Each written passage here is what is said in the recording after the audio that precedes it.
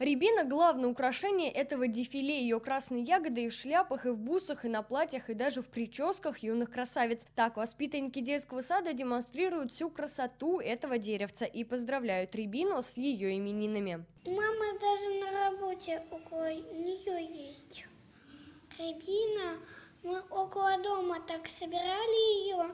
Такие вот красивые листочки. Что ты Рябине пожелаешь? Чтобы она всегда была спелая, никогда не падала, и еще чтобы всегда я была хорошо.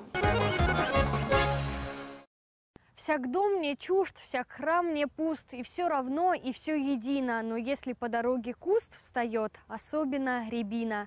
Эти знаменитые строчки Марины Цветаевой, написанные почти 100 лет назад, приходят сразу же на ум при упоминании рябины. Но немногие знают, что к образу этого яркого дерева люди начали обращаться намного раньше, еще на Руси.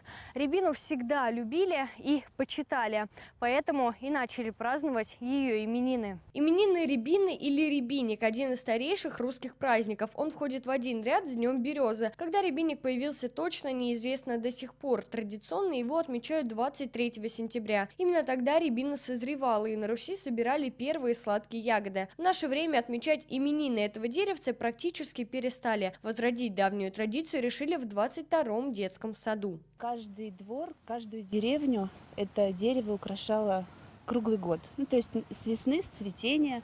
Это дерево очень красивое, поэтому его всегда любили и уважали, с почтением относились к нему. И мы вот через такие праздники передаем детям вот эти вот традиции русского народа, его обычаи. Что стоишь, качая, тонкая рябина.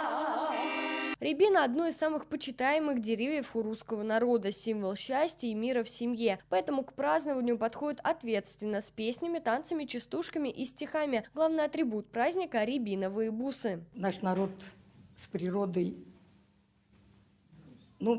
неразрывен всю свою жизнь от начала и до самого конца. Поэтому вот славим рябину, которая олицетворяет и нашу жизнь, стойкость, красоту. В этот день грозди рябины развешивают под крышами домов. Есть поверье, что ягода может защитить от зла. Чтобы поселить счастье, в доме гроздь рябины стараются положить на стол. Так делали еще в Древней Руси. Они вешали как оберег и на ворота, и у ворот ставили веточки, и на окна, на подоконники ставили, да, и, конечно, вазочки ставили.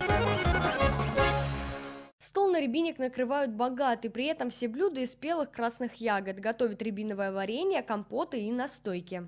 Раз у нас сегодня праздник, рябиным именины, вот я сделала пирог.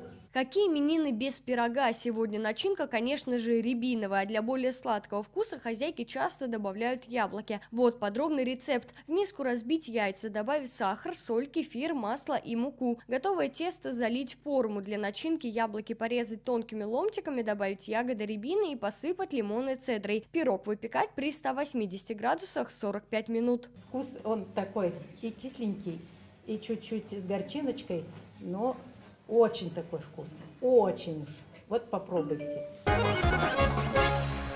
Завершать праздник принято вместе, за одним столом. Гости угощаются блюдами из рябины, пьют чай и поют песни о красивом русском деревце.